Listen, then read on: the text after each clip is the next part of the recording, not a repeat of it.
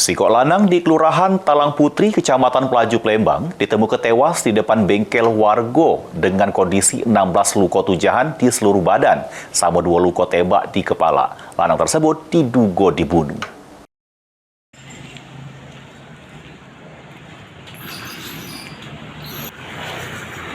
Warga Jalan Kapten Rohbani Kadir, Kelurahan Talang Putri, Kecamatan Pelaju, Palembang, Sabtu dini hari tanggal 9 Agustus 2025 digegerkan dengan penemuan sikok mayat lanang di depan bengkel warga. Mayat tersebut ditemukan warga dengan kondisi badannya bersimbah darah. Polisi Polsek Pelaju yang dapat kelaporan dari warga langsung datang ke lokasi sama gelar olah TKP sementara. Dari hasil olah TKP diketahui identitas korban ialah M. Rido, warga Jalan Kapten Rohbani Kadir, Kelurahan Talang Putri, Kecamatan Pelaju, Palembang. Hasil pemeriksaan korban, terdapat 16 luka tujahan di seluruh badan, sama 2 luka tembakan di bagian kepala. Korban dewek diduga dibunuh. Untuk mengetahui identitas pembunuh, polisi sudah meriksa rekaman CCTV, terus beberapa saksi sama di sekitar lokasi kejadian. Bukan seorang mayat laki-laki inisial R dengan luka 16 tusukan dan 2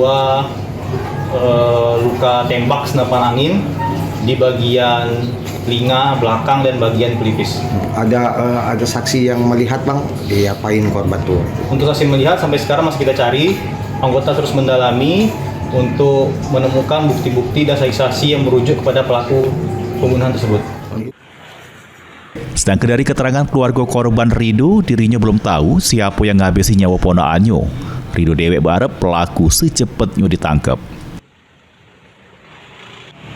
Jadi kalau harapan itu ya supaya cepat ditangani ya. Iya ya. Terus ternyata semuanya ini dengan pihak yang berwajib.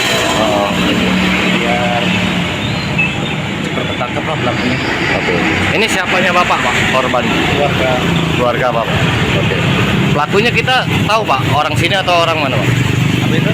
Pelakunya orang sini atau orang luar? Belum tahu.